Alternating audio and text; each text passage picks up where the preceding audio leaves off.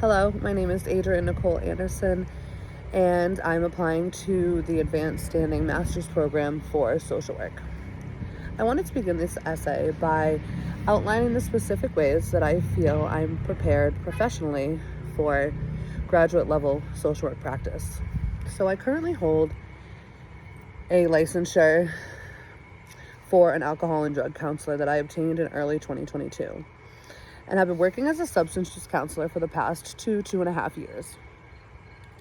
During this time, I've been able to practice my skills that I learned during my licensure class while simultaneously practicing the skills that I've been learning throughout my bachelor's program.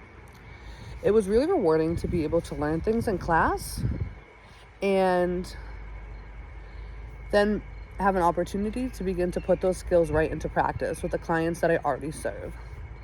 Throughout each class, my understanding of people and my perspective on how to serve those people really grew and changed. I feel as though the skills that I've learned professionally have only been built upon through continuing my education. I also believe that there were some skills that I've acquired just through my life that have served me well as I pursue this degree. I already felt that people were comfortable around me and that I was a good listener. I would often have people just, come up and talk to me and start telling me their life story. And I also, through being a counselor and facilitating groups, I knew that I could hold space for other people and that I held a comforting and non-anxious presence. My own personal background as a woman in recovery has also allowed me to have a deeper level of understanding, compassion, and empathy when working with the substance use population.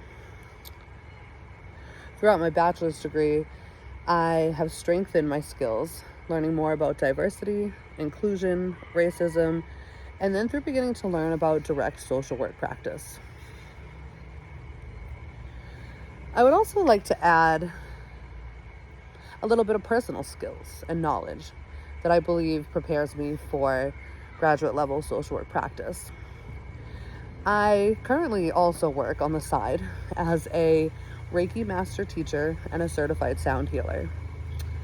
I have worked with various kinds of groups and all kinds of different individuals from all different kinds of backgrounds that have come with a variety of different medical issues, grief, trauma, you name it. These teachings and these skills have taught me some invaluable information about working with people who have experienced trauma or experienced loss, and the value of assisting people in their own healing process. One of my professors during my LADAC would say, we're in the healing arts. And the more I work with people and, assist them in their healing process, I find that to be quite true. Prior to being a counselor, I was already working in the substance use field as a recovery specialist, which allowed me to grow as a person. And it allowed me to start to see my future, the future I could have as a counselor and eventually as a therapist. I feel as though these last 5 years working with individuals who have substance use disorder and various mental health, it has really given me a firm foundation for social work practice. I would often joke with my peers in class when they would tell me they were interested in working with people who have substance use. I would say, if you can work with addicts, you can work with anybody. And it's true, within the substance use and treatment milieu, I've come across so many people from such a wide variety of backgrounds, which leads me right into my next portion,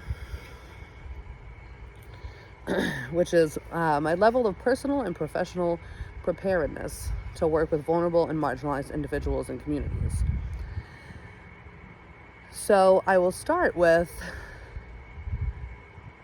my level of personal preparedness.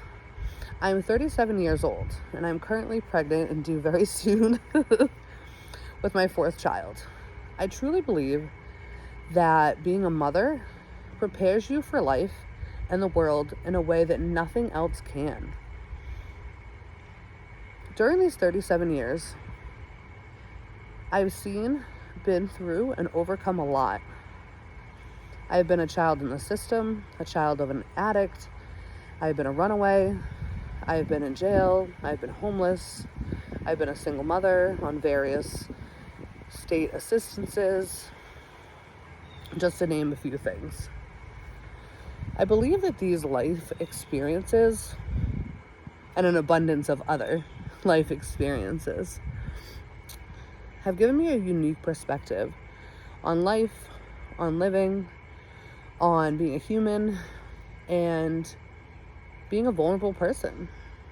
I would also say that due to my upbringing with a mother who was an addict, and being in and out of the system, and being low income, having experienced trauma, has also allowed me a unique perspective on working with anybody from any background, with anything, because I've been through such a variety of different experiences in my life. And while I do realize that personal does not equal professional, I like to think about my professional preparedness as it relates to my current profession. So over the past 2.5 years, my caseload at my job has consisted of such an array of individuals that have fit both the vulnerable and marginalized category. I've worked with people from so many different backgrounds, individuals with different religious practices, individuals that identified as LGBT, different age groups, people living with HIV, people from different socioeconomic classes. And with such an array of different kinds of people, a lot of times that fit into vulnerable and marginalized populations, it has taught me some valuable lessons about being a good counselor and being a good social worker overall.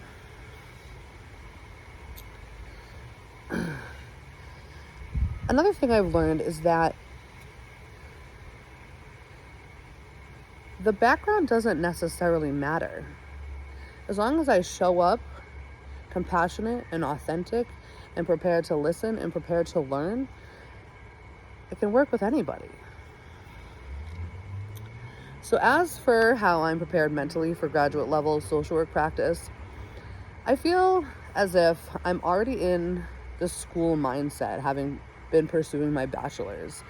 And to go right from that to the advanced standing, I feel like that bridge will help because I'm already used to writing papers and being in the research mode.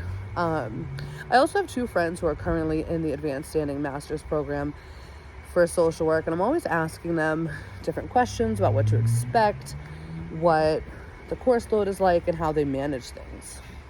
I think having this insight from my friends will help. Additionally, I think that the mental fortitude that it takes to do anything that is difficult is really quite similar. I have to believe that I can.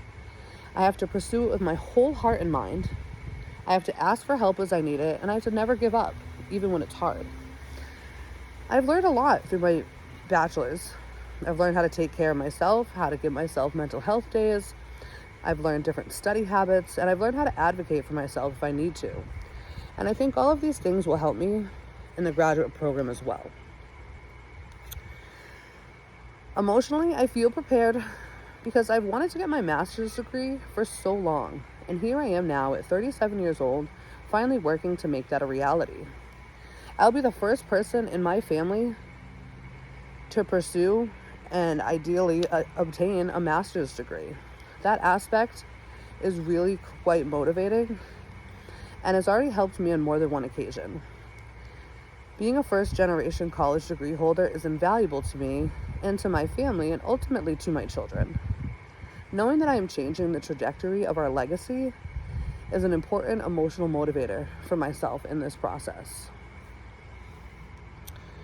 I have a huge level of support through family, friends, and other communities. I practice mindfulness and time management, and I think all of those things will assist me emotionally. But overall, I think we are never really ready for anything. We just believe that we can, and we go forward. And that is exactly what I expect to do. If I believe I can, I'm already halfway there. Thank you.